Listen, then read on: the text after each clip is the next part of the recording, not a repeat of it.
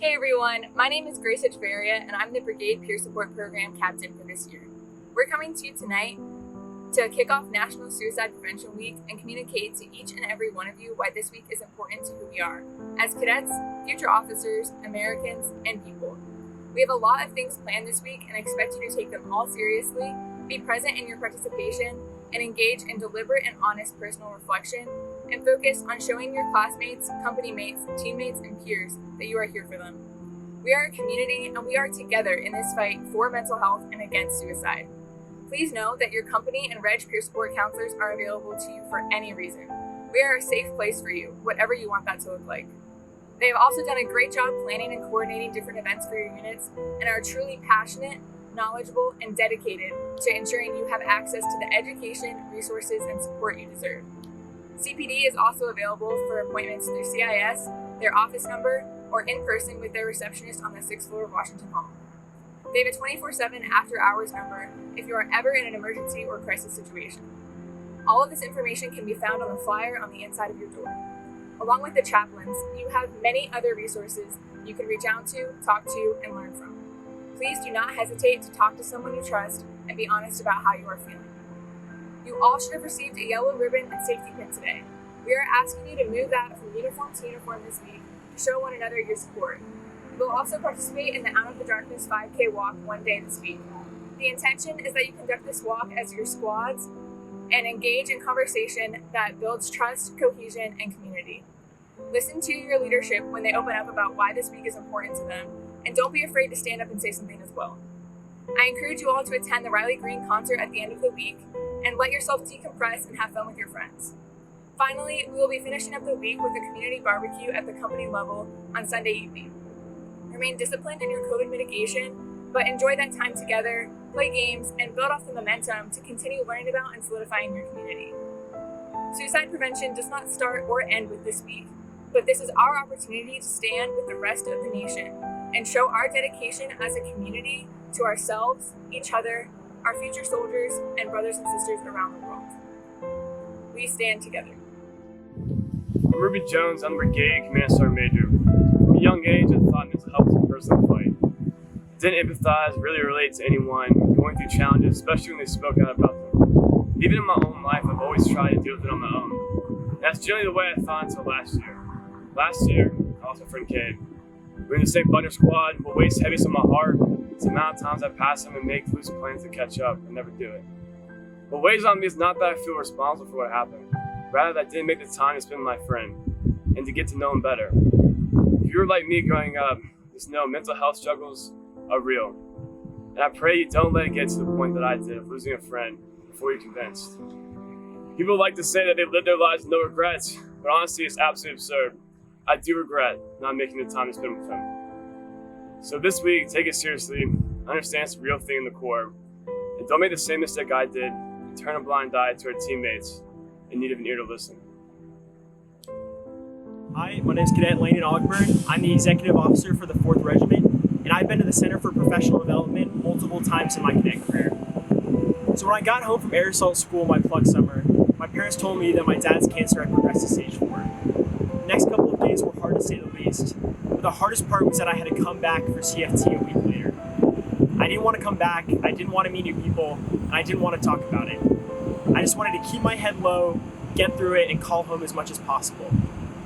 But although I wanted to isolate myself and hold what was going on to myself, I had people in my platoon who cared enough about me to not let me do that.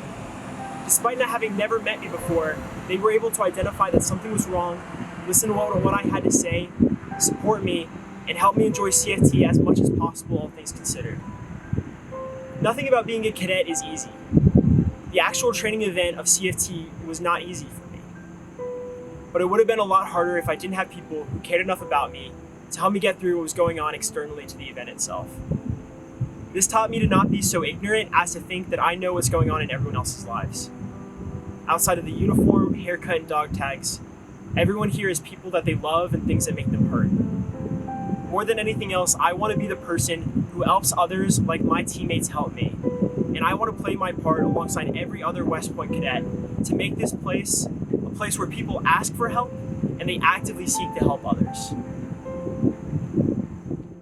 Hello, My name is Tyler Shackleton, and I'm the 1st Regiment Commander this year. And I have received counseling from the Center for Personal Development, otherwise known as CPD. There was a time in my cadet career, less than a year ago, where I was utterly and entirely lost. I had lost my sense of direction and purpose at West Point. I felt that my friends, classmates, and peers were against me. I distanced myself physically, emotionally, and mentally. And I know some of you find this story all too familiar. Others, however, may not. But I guarantee that every single person in the Corps has a friend, company mate, superior, or subordinate that understands what I'm talking about. You probably don't even know that they're experiencing these mental hardships, but I guarantee you it's there. Thus, I wanted to take an opportunity to explain, to the best of my ability, what it is like for those experiencing mental health issues. I recently read an article entitled Of Lepers in Caves by Jim Gorley that deals primarily with the issue of PTSD, in which he tries to describe what living with PTSD feels like. Even though I've never personally considered suicide, I can find no better words than what he has already written and said to describe what it feels like for people suffering from thoughts of suicide. And I quote, "Think of life like a cave. If I send you into a cave with a lantern and tell you that there are no bears in the cave, you feel safe. You will walk around the cave and enjoy yourself. Now what if I give you a lantern and a gun and tell you that there is a bear in there? You can still go down, but you'll be careful to look around for the bear and ready to run or shoot if you see it. Now, what if I send you down there with a gun but no lantern and simply say bear to you? Pretty soon, you're in there and you can't see the way out, and every rock you bump into feels like a bear. After a long enough time being down in the cave, you realize you don't have enough ammo to shoot everything that might be a bear. It has nothing to do with running out of food or water, or feeling like you're fighting some unwinnable battle with the bear. You just get sick and tired of the uncertainty. Are you going to live through the night? Are you going to wake up to a bear gnawing on your intestines? You get to the point where you just wish the bear would come along and end it. And when he doesn't come, you decide to do it yourself. Yet through all of this turmoil, self-doubt, and darkness that I have experienced, I'm here today to tell you that it is okay to not be okay. I may only be a cadet with the same amount of experience in the Army as many of you, but let me be the first to tell you that you are no less of a leader, a cadet, person, or future Army officer for having these feelings of anxiety, depression, and uncertainty that too often permeate throughout our ranks. It is okay to be vulnerable, to ask for help, to not feel like yourself. I, along with all of your brothers and sisters in this community, will be there to walk you out of that cave. We will be there to not only listen, but also to refrain from judgment, to help, to be strong through the truth, to empathize, to respect, and most importantly, to believe. Hey everyone, I'm Riley McGinnis, your first captain. At West Point, we talk a lot about resiliency, but we never talk about the fact that sometimes it's hard to be resilient. Last year, I suffered an injury that forced me to step away from the soccer team. Soccer had been a major part of my life since I was 3 years old, so once it was taken away from me, I really struggled mentally and emotionally. Now that I was separated from the sport I loved, there were times where I questioned my identity and my worth. I ended up scheduling an appointment with the Center for Enhanced Performance to help guide me through a pretty dark time in my life. At first, I didn't believe in getting any kind of professional help, but after a couple of sessions, I walked away with specific strategies and skills that really helped me to not only recover from my injury, but also see West Point in a much more positive light. I learned that there were so many other opportunities that West Point had to offer, and that there truly is a place for everyone. And most importantly, the friends and mentors around me really did care and would do absolutely anything to support me. It's now a goal of mine to be that kind of friend that others were to me, one who actively listens when a friend needs someone, and who can be a positive light amidst any kind of darkness.